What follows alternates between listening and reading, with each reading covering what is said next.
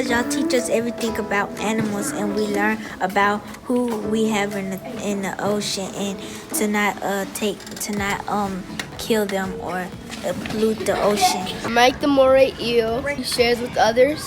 Parker the piranha, because he is a piranha and he teaches something very, very important, and it's taking care of your teeth. Miss K teaches us to try new foods, because if you don't and you'll only eat one food, and if it's like something sweet, then you won't be that healthy.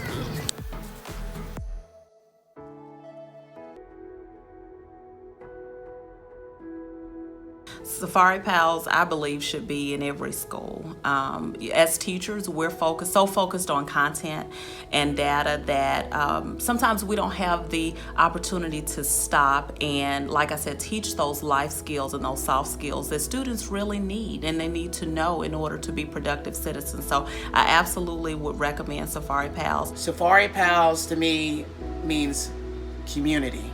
Going into these schools where in these lower economic environments where kids may not think that they're as special as some of the other kids.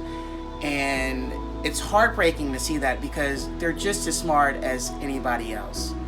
And I believe that Surfari Pals helps show them that no matter where you are, where you come from, that you're special and you mean something.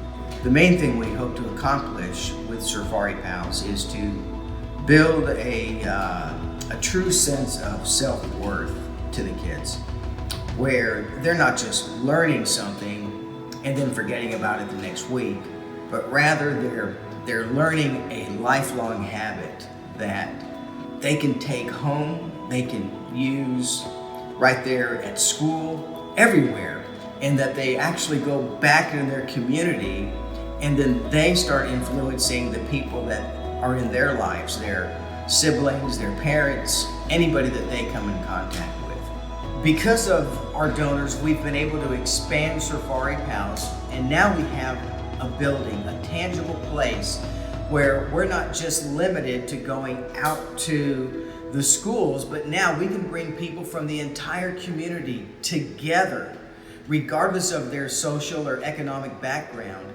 And we're going to be able to teach things right here in this facility, like manners camps, day camps, where the kids are coming in and we're working on maybe a whole entire lesson of mealtime manners or healthy habits, teaching them the right things to eat and to have proper nutrition. What does that look like? Also, our household helpers allows the children to learn their skills here and take them home and help mom or dad, whoever takes care of them. Your support is not just helping us realize that here in Shreveport, but our goal is to expand beyond Shreveport, beyond Bossier, beyond Louisiana, to be coast to coast and border to border. And we really need people just like you to help us make that happen. And we appreciate our donors so much. Going into these schools where telling me what their goals and how well they did in school, they made their beds, they helped their brother and sister out, they stopped and thought about their actions before committing to them. I love hearing that because to me, it's what's gonna make our community and our culture better as a whole. And that's what Surfari Pals does. One of the most used words in the nonprofit world is the word impact. While we certainly keep records of how many schools we're going to, how many children we're teaching each year, how many children are successfully completing the Surfari Pals program, I tend to look at impact a little more differently.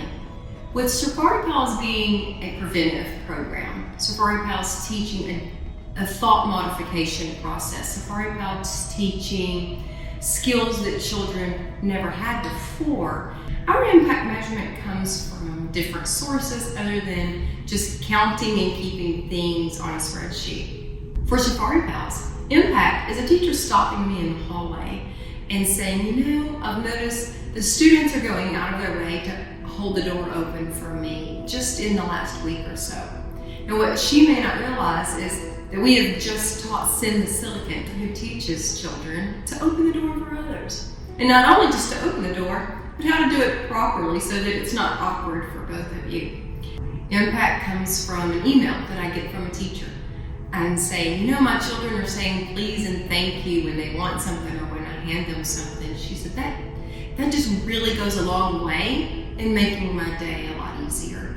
We may never see and fully realize the impact that the Surfari Pals program is having on most of our students, because a lot of what we teach is preventive. It's really hard to chart something that never happened. For example, we had a student telling us that on Halloween night he decided not to take candy from his sister's candy pile, and that was a direct result from a lesson that we had taught, Kiln the Kelp Perch. And weeks before that, Laura the Lou the Lionfish, they teach kids to be honest. And Kiln the Kelp Perch, she teaches kids to stop and think. And during ragtime, he came to us and he said, I want to tell y'all what happened. And so he was telling us about how he didn't take candy from his sister's candy pile. He thought about it, but then he stopped and he thought, how is this going to affect me? Am I going to feel good about myself? How's this going to affect my sister? Is this going to hurt her? And he said, so I decided to be honest, like Laura and Lou the Lionfish, and not take her candy. There's not a spreadsheet in the world that can measure that kind of impact. I promise to serve